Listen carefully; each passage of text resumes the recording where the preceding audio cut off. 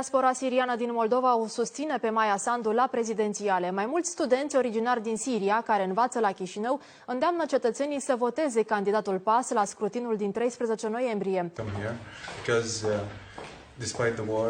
Anterior, presa a scris că Maia Sandu ar fi avut o înțelegere cu cancelarul german Angela Merkel să primească în Moldova 30.000 de imigranți sirieni, în cazul în care va câștiga alegerile prezidențiale. Reformele propuse de către fostul ministru al educației Maia Sandu au creat haos în sistemul de învățământ.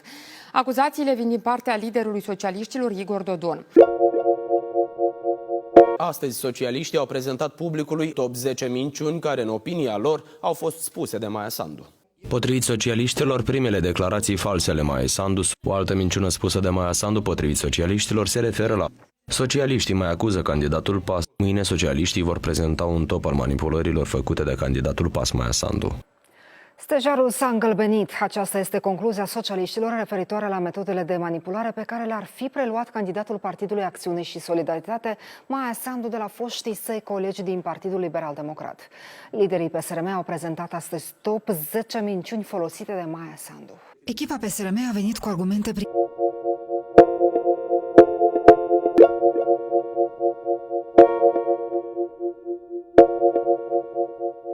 Un grup de preoți în frunte cu episcopul de Bălți și Fălești, Marchel, îndeamnă cetățenii să îl voteze în turul 2 pe socialistul Igor Dodon. Înaintea scrutinului din 30 octombrie, înalt preasfințitul Vladimir a îndemnat cetățenii să meargă la vot și să-l susțină pe Igor Dodon. Candidatul PSRM la prezidențiale, Igor Dodon, își dorește să fie candidatul unic al partidelor de stânga la alegerile din 30 octombrie. Mitropolitul Moldovei Vladimir îi face campanie candidatului PSRM la prezidențiale Igor Dodon. Capul Bisericii Ortodoxe i-a îndemnat pe alegători să îl voteze pe liderul socialiștilor la alegerile din 30 octombrie.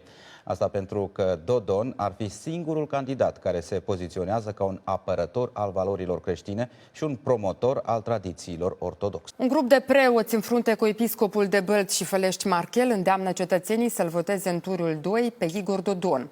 Potrivit clericilor, candidatul socialiștilor susține Biserica Ortodoxă, comparativ cu Maia Sandu, care ar lupta împotriva acesteia. Preoții se arată deranjați și de faptul că Sandu este susținută de homosexualii din țară. Igor Dodon cheamă la unitate partidele de stânga și cele de pe șichierul de dreapta.